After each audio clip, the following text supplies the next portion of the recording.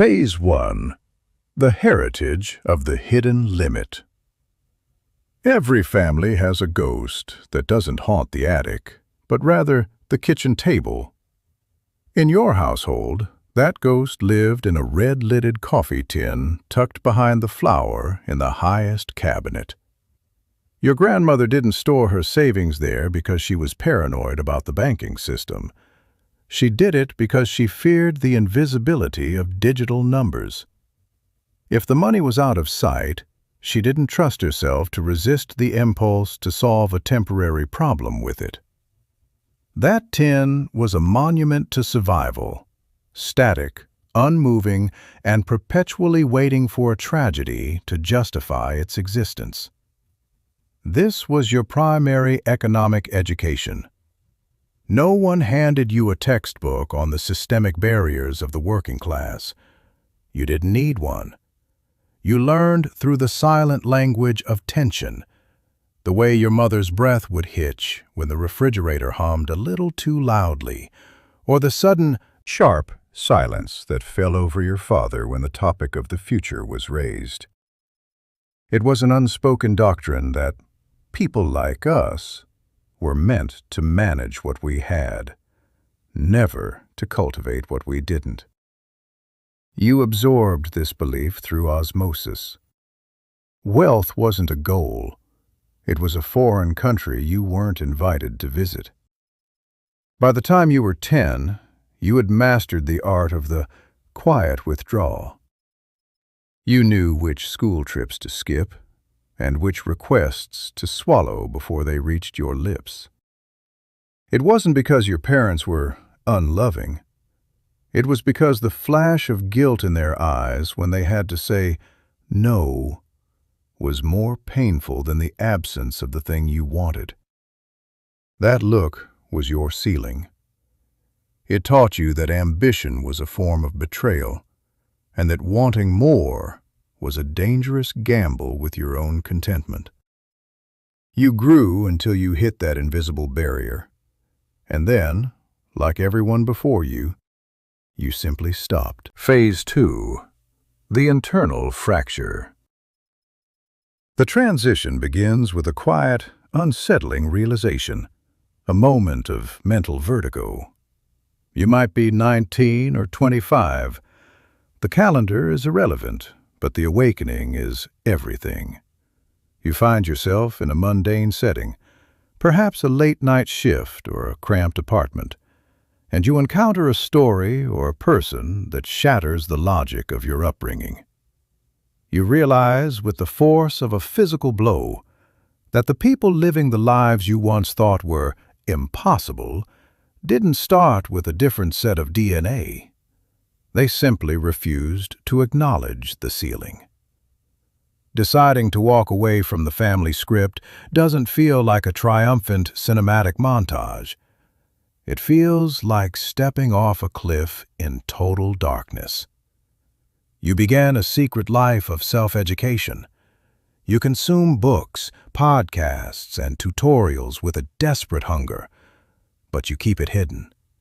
Your social circle possesses a remarkably efficient immune system that views ambition as a pathogen. If you share your dreams too early, the collective will attempt to cure you of your delusions for your own safety.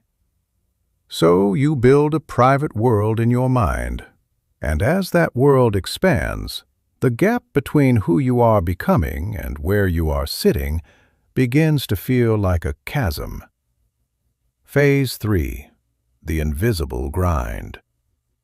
This is the chapter that social media influencers conveniently edit out because it lacks aesthetic appeal. It is the long middle, a period of 2 to 5 years where your efforts haven't yet translated into a bank balance.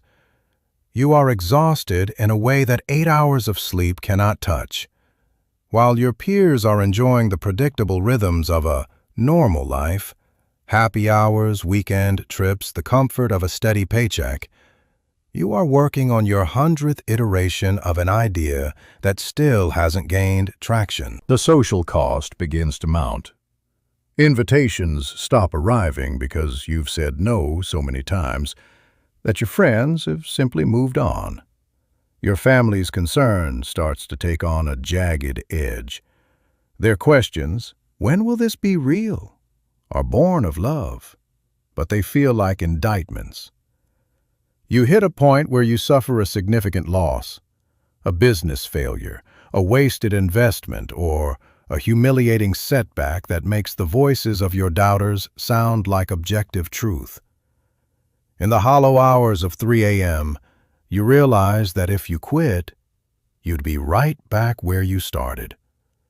But you also realize that the person you used to be is dead. You cannot go back to the coffee can philosophy. You've burned the bridge. The only way to find land is to keep swimming.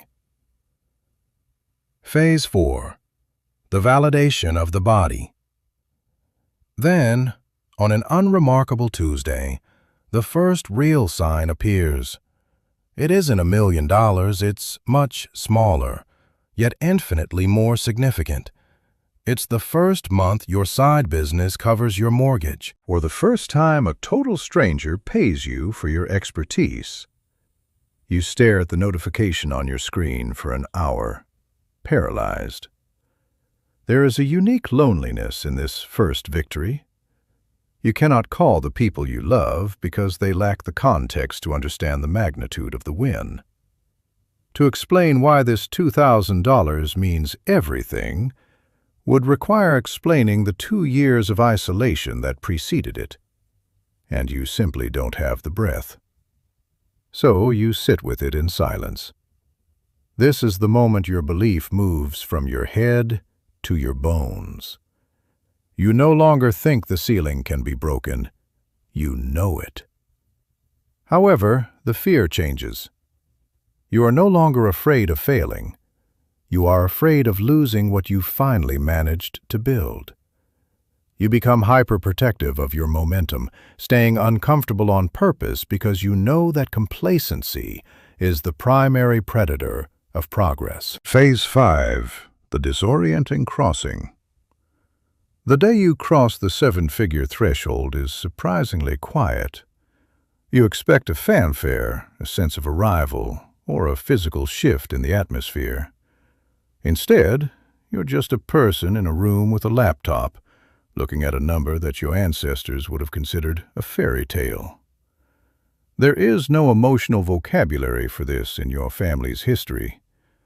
When you finally call your mother, you find yourself talking about the weather or what you had for lunch. You don't mention the milestone because you don't know how to bridge the distance without making her feel small or making yourself feel like an outsider.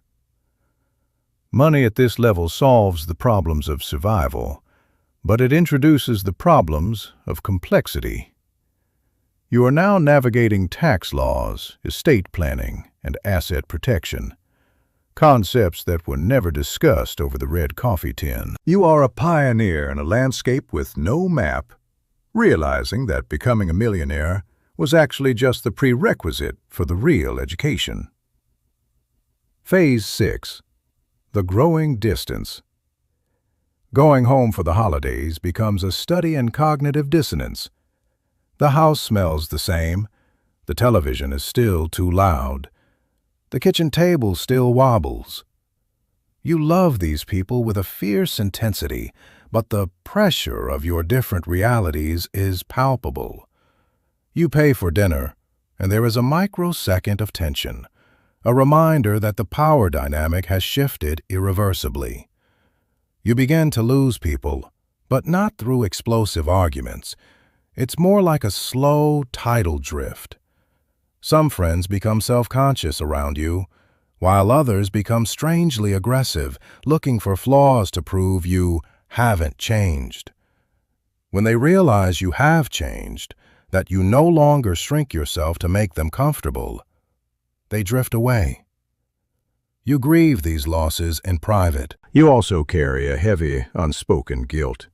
The ability to solve your family's problems with a stroke of a pen, while knowing that doing so might destroy the very dignity and relationship you want to preserve. Phase 7. The new foundation. The final stage is the realization that you didn't just earn money, you redesigned a legacy. You are the first, which means you are the architect. You are currently building a blueprint while living in the structure. You think about the next generation, the children who will grow up without ever knowing the sound of a tightened jaw over a car repair bill. You want to give them the security you never had, but you fear giving them a world without friction. You want them to have the foundation you built without losing the fire that was forged in your struggle. This is the weight of the first. You have moved the finish line of your family tree and turned it into the starting blocks for those who follow. The coffee can is gone.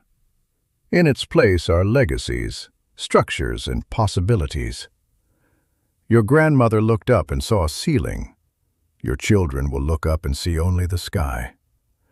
They will assume the view is natural, never knowing about the years you spent staring at the underside of a barrier they will never have to touch. And that, not the number in the account, is the true meaning of your success. You made the impossible obvious.